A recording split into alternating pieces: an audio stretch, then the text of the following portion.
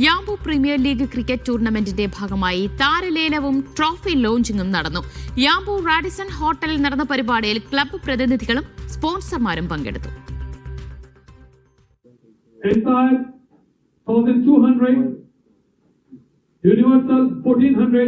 Yanbu premier league season 1 താരലേലമാണ് നടന്നത്. സുൽത്താൻ ബ്രദേഴ്സും UICയും ചേർന്നാണ് tournament സംഘടിപ്പിക്കുന്നത്.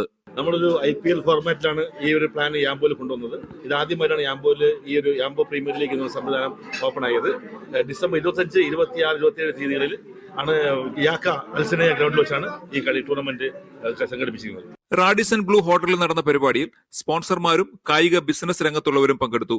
Yanbu cricket association president Mazhar Khan മുഖ്യാതിഥിയായിരുന്നു.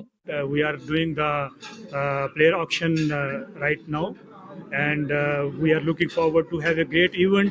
This tournament will be going to a milestone for the Yambu Al Sinaya Cricket Association.